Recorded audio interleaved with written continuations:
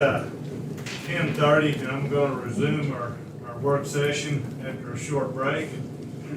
Next up on our agenda will be Faith Tyler, and she's going to do a presentation for us this morning on the Abernathy solar project.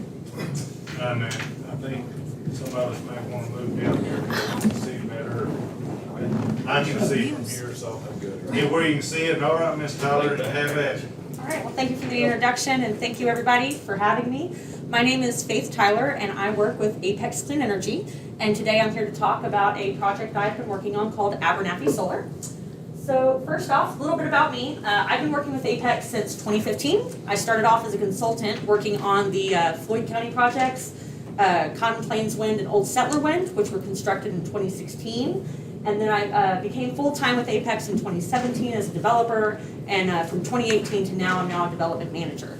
So I'm in charge of Texas projects, a little bit of Oklahoma, and a sliver of New Mexico, and that is my territory that I work in. I was born and raised in Amarillo, Texas. I still live there to this day. We maintain a permanent residence there. And I've developed over a gigawatt of renewable energy projects in Texas. So I think I'm about 1.5 gigs at this point. And I'll bring up a couple of the projects I've worked on. Not all of them. One of my very first projects was the Cotton Plains Wind project in Floyd County, Texas, and that was hooked on to a 15.5 megawatt AC solar project that was built at Fort Hood. So Fort Hood purchased that power. It takes care of about 50% of the annual load at Fort Hood, and the solar project was specifically designed with a microgrid to supply Fort Hood during the time of an ERCOT blackout, brownout, making sure that their facilities stayed stable and the light stayed on at Fort Hood. So that was one of my very first projects, and I'm really proud of that fact. My second big project was Aviator Wind. You guys may or may not have heard about this project. It's the largest single-phase, single-site project in the United States, around 59,000 acres at 525 megawatts. It was a big one.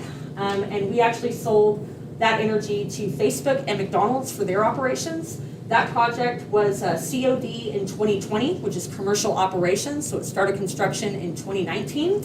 And there's a photo down there of all the landowners. We had a nice blade signing that happened right after the start of construction. And so that was my very first project that I was actually like the head developer of. That was in Robert Lee and Water Valley, Texas, so Coke County, Texas. So who's Apex Clean Energy?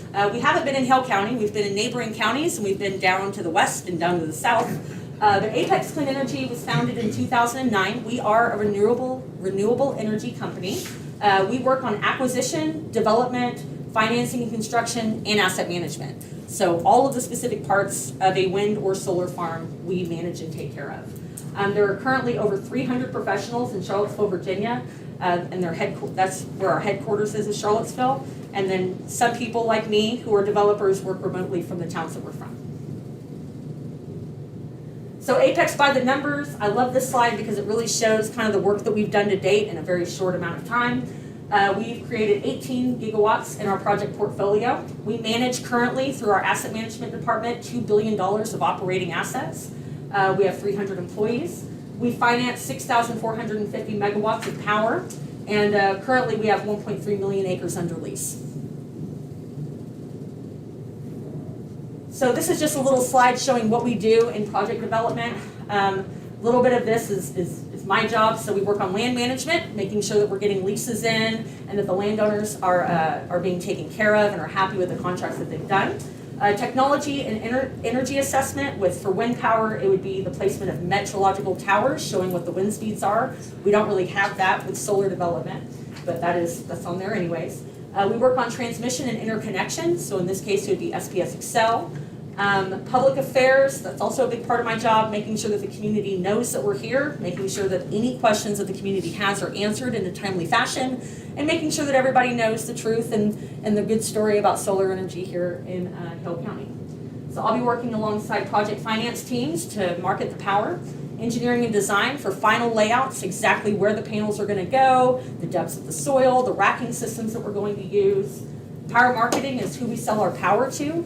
And then environmental and permitting is also incredibly important. We'll be working with U.S. Fish and Wildlife and Texas Parks to make sure that there are no issues from an environmental perspective of our solar farm. All right, so when I'm talking about the gigawatts that we have in our project portfolio, this is where I'm talking about. As you can see, a lot of our projects are currently in Texas. Blue is wind and red is solar. Abernathy Solar is right there, and we've got Cotton Plains and Old Settler directly to the east of y'all in Floyd County. So you see right here about 10 gigawatts in our wind portfolio and about 8.5 gigawatts of solar in our solar portfolio. And if you can believe that, those numbers were incredibly different 2 years ago. We managed wind operations, and that was our bread and butter, and that's what we did, and that's what we were good at. And over the last 2 years, we've added 8 gigawatts of solar to our portfolio. So that's been very fun and very busy. All right, so completed and sold projects. These are the projects that we have sold to date and that are completed and operating today. You'll see a lot of these are in Texas. We have Cameron Wind in Cameron County, Cotton Plains, Old Settler, and Phantom Solar, which I brought up. Those are in Floyd County, Texas. We have Chapman Ranch Wind in Texas. Midway Wind is in Midway, Texas. Aviator Wind is in Robert Lee and Water Valley, Texas, in Cook County. And then White Mesa Wind was a project, the last project I worked on, and that was in Crockett County, Texas, and that was 500 megawatts. White Mesa Wind is currently still under construction, but we plan for it to be commercially operating next month. So pretty exciting there too. But I'll leave that slide in case you guys have any questions on it. But yeah. So 2.5 billion assets under management. What does that look like? A lot of our operating management assets are actually in the state of Texas, which I really appreciate. So Old Settler and Cotton Plains are maintained and operated by Apex. Aviator Wind is maintained and operated by Apex, as well as Phantom Solar, Midway, and Cameron. And then in Oklahoma, we have the Kingfisher project, which is also managed by Apex. We don't manage 100% of the projects that we develop, but we do offer every company an incentive to have us manage those projects through operations and maintenance agreements. All right, so let's get down to the nitty gritty, which is Abernathy Solar. Location is Hale County, Texas. We are looking at a 250 megawatt AC solar project. The anticipated project area is 3,000 acres. That's what we currently have under lease. The project footprint will be slivering down to about 2,400 acres. A big reason why the project footprint is different from the project area is due to the Playa Lakes in the area. So we will be avoiding, we'll take a 500-foot setback on the Playa Lakes that are on our landowners' properties, just for U.S. Fish and Wildlife, and nobody really wants to put solar panels in a playa. Anticipated start of construction is 2023. We'd be looking at third to fourth quarter of 2023. And our anticipated start date of commercial operations is fourth quarter of 2024. And I'm looking at October right now. Typically, solar farms are 12 to 15 months for construction, so we could potentially slip into the end of 2024, but October is what we're slating right now for commercial operations. So local economic benefits, 250 megawatts AC is enough power for up to 67,500 U.S. homes. We would be looking at say that again. 67,500 homes when you're looking at 250 megawatts AC of power. And that's our conversion that we like to do so people understand how much 250 megawatts AC really is. We're looking at $298 million in real property investments. So this is what we have approximated that would come on the tax roll.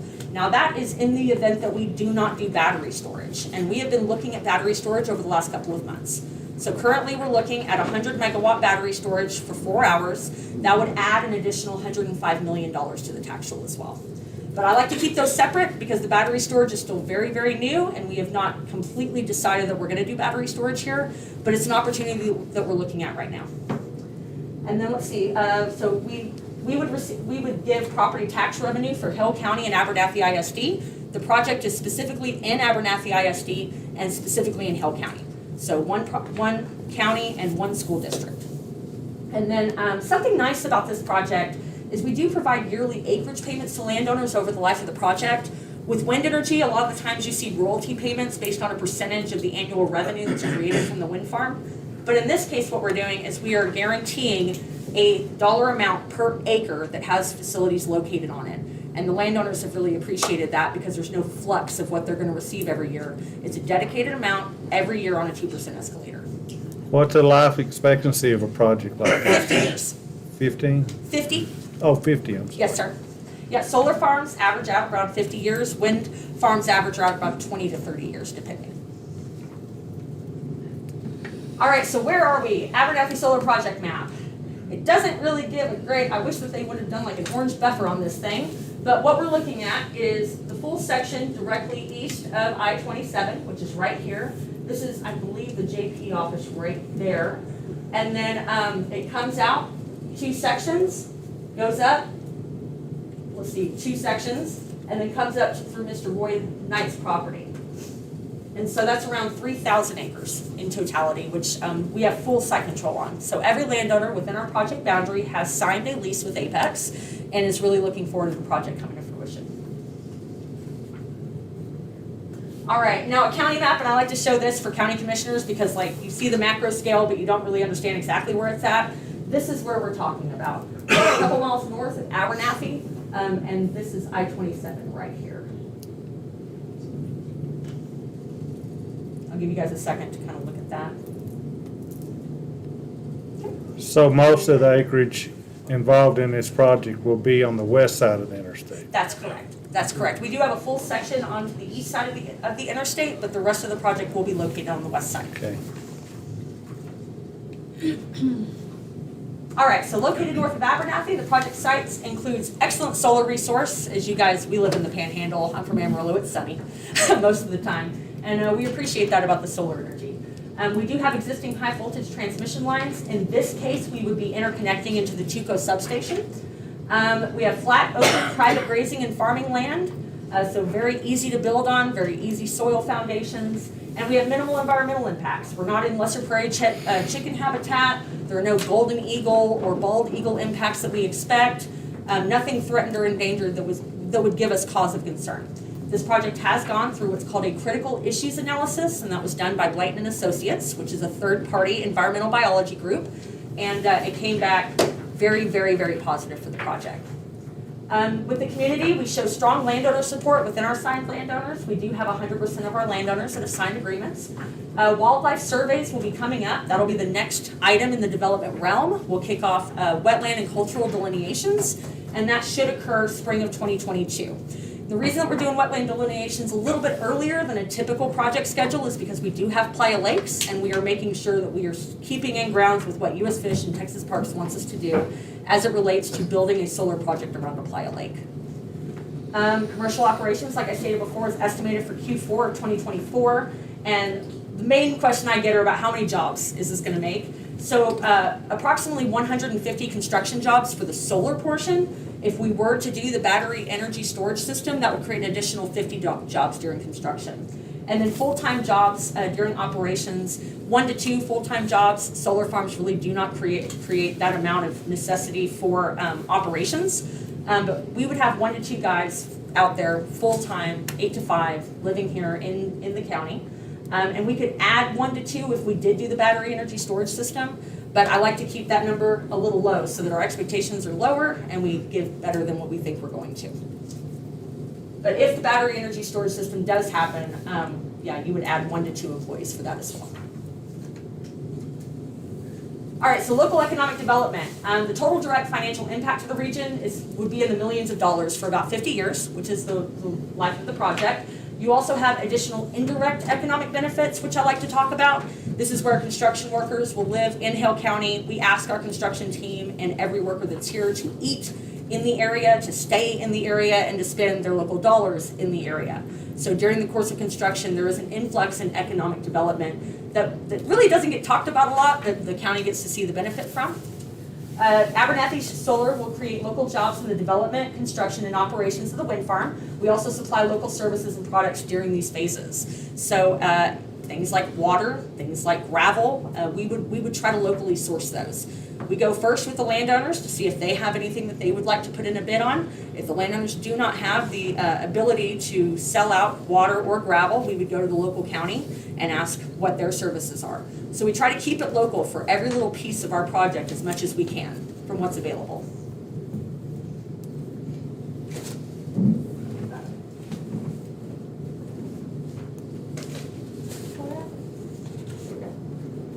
Okay. Another local economic development piece is schools. So the income provided by the project allows the community to invest in vital projects such as schools or school upgrades. And then landowners, like I said before, receive an annual payment based on acreage every year for the life of the project. So it's a very real number. They know what that number is prior to, from the start of their lease. And that is guaranteed every year for the 50-year life of the project. All right, I'm not going to read all of this because it is very wordy, but y'all should have a copy of this presentation so that you can go through the nitty-gritty things of what I've said on here. A lot of this is just typical Q&As we've been getting for solar. So number one, do we impact runoff, erosion, or floodplains? Quick answer is no. In fact, potential for erosions should be greatly reduced by the change to a solar energy facility and the site's current ag use. So we regulate stormwater and runoff management. We do SWIP permits. We do stormwater permits from the Texas Commission of Environmental Quality prior to starting construction. So we have our ducks all in a row about how we're going to mitigate erosion, stormwater, floodplains prior to even putting a shovel in the ground. And all of those permits will be maintained prior to the start of construction. Are solar panels toxic? We've been seeing a lot of those questions in the South Texas area, and the answer to that, of course, is no.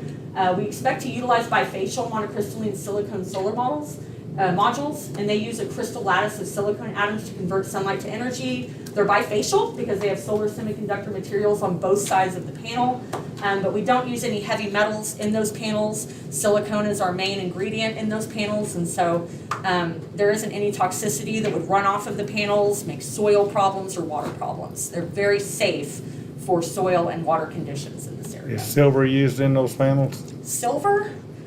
I don't think so. But don't take me on my word on that. Let me ask an engineer and I'll get right back to you on it. I know that our main one is silicone. So. All right, wildlife concerns. Should we be concerned about wildlife? It's a very fair question. But studies do show that in addition to helping displace emissions produced by fossil fuel generation, solar can improve biodiversity and benefit wildlife by improving the habitat in the immediate vicinity. The short answer about Abernathy Solar with wildlife is all of this land was previous farming land or grazing land. So in areas where there's pivot irrigation, that would be replaced by the panels. We don't have any specific threatened or endangered wildlife within our pivot irrigation, and we don't have threatened or endangered wildlife within our grasslands area, like Mr. Nance's property. And that has been conducted through our critical issues analysis. So in this event, wildlife is not a concern for the solar project. Is dust going to be mitigated during construction? And the answer is yes. The panhandle is incredibly dusty, and we will, depending on the time of year construction takes place, unpaved roads used to access the project will be quite dry. We understand that. And we commit to minimalizing the production of dust from construction traffic. We use common methods that includes watering the roads or applying dust control treatments. So mitigation, we guarantee will be, or mitigation for dust control will be handled during construction. Now, will Abernathy Solar be able to withstand a severe weather event? That is another question that comes up, especially because we are in the Panhandle and Mother Nature can be a little tricky. We get hail here, we get snow here, we get dry heat here. And the answer to that, like honestly, is each project's engineered to its site by our engineers who provide stamped drawings for the racking installations and other items of the project. So what they will look at is what are the weather events over the last 100 years?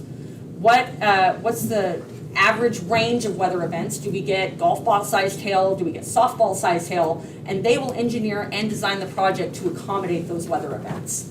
And then I did use like a story. There was a massive 2017 storm at Enroll in Colorado. The storm produced 2.75 inch diameter hail, so that was a big chunk of hail, and only 1 out of 3,000 solar panels were damaged. And so if you engineer them correctly and you know exactly what your weather conditions are, you prevent the loss in the future. And that's what we intend to do here. Will the solar panels be made in America? That is like the number one question I always get. And this part is a little bit harder to answer. So there aren't very many American manufacturers of bifacial silicea crystalline solar panels, which would yield the best economics for the project in this area over thin film. But we expect that they're going to be in the future. So we would utilize tier 1 modules, which are the highest quality and reliability, but we cannot guarantee that they'll be made and manufactured in America. All right, so what to expect from here? What am I going to be working on over the next year? We'll kick off environmental work in 2022. That'll be wetland delineations, and we'll do a cultural desktop study to make sure that there are no Native American artifacts or anything of cultural importance that we would need to let Texas Historic Commission or SWIB know about, or SHPO know about. We'll submit our local applications, so we would come to you guys for the reinvestment zone application of our project. So we would submit a Chapter 381 application. And this is where I talk a little bit out of school. I've done a lot of 312s in my day. Y'all are the first county that I've seen have within your guidelines and criteria a 381 application. So I will be working with a Texas attorney and with a company called Merit Advisors to make sure that we are going from the exact quote of the law and doing everything that we need to for the 381 application. We'll submit our Chapter 313 application as well to the school. On Monday, I have a meeting with Abernathy ISD. I'm going to give them this exact presentation and talk to them about Abernathy Solar. And then later, next month, I would submit the 313 application to them. And Texas Comptroller kind of handles it from there. And then we'll begin facilities layout and engineering. So for mineral owners, this will be drill site reservations. Luckily for us, the mineral story is pretty cut and dry on Abernathy Solar. 50% of the minerals are owned by the surface owners. The other 50% are owned by either one or two other families. And so we will be reaching out to every mineral owner on Abernathy Solar and working out a drill site reservation to make sure that they can still sign an oil and gas lease and operate oil and gas while still having the benefit of a solar farm. Do they still do 313s for wind? They do. Yeah, we have until next year to submit all of our applications. So Apex's cutoff date is June of 2022, but I want to submit them a little bit earlier than that. Even solar, will 313s go away on solar? Yes, they're going. The 313 program is being completely removed. Okay. Yes. So for wind and solar projects, and battery energy storage doesn't count on a 313 unless you combine it with wind or solar. But yeah, we've got until the end of 2022 to have an approved 313, which gives Apex a June of 2022 deadline to get everything through the gate. Because our thought is that the Texas Comptroller is going to be completely overwhelmed with applications this upcoming year from wind and solar that are trying to get in through the gate last minute. So we would be working on our 313 application this quarter to make it in time. Thank you. Yep. And any other questions? I know I talked a lot and there's probably a lot to digest. If you guys have questions that you think about later in the afternoon or next week, my contact information is right here and I am always available. I love what I do. Chance to have any cards on you, any business cards this morning? So one of the bad things about me as a developer is I always forget my business cards, but I will write down my contact information for you as well. I put this slide here because I know me and I know I forget my business cards. But we're really, really happy to be here, and any questions or concerns or comments that you guys have, we're absolutely ready and willing to hear them. And we're looking forward to working with you on this.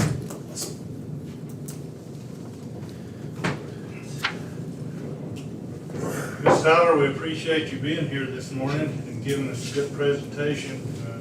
We're excited about this solar project, Apex being here and moving forward, and hopefully that battery storage project will work out as well. Yes, sir. Thank you for being here with us this morning. Thank you, commissioners, for having me.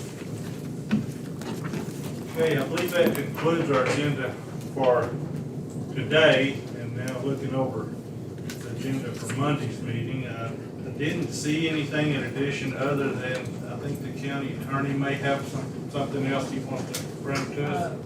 Monday, I will just be asking y'all to ratify the extension of my Lexus online legal research subscription, and it has an increased monthly fee naturally. So I just want to get y'all to ratify that so the auditor's office will keep paying the bill when I'm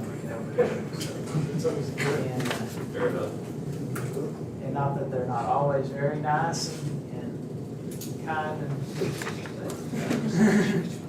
The other thing that'll be on y'all's agenda Monday, which we don't need to really talk about today, is the economic development grant agreement with the proposed, speaking of battery energy storage, Broadreach that y'all talked about before, and we made an offer to them, and they accepted it, so I'll have that for y'all to look at and approve. And I put on there an option that if you see the need to have, closed session to discuss that, I don't know if there'll be any need to, but it'll be on there if you want to, so. Okay, thank you, Mr. Tyler, you appreciate it.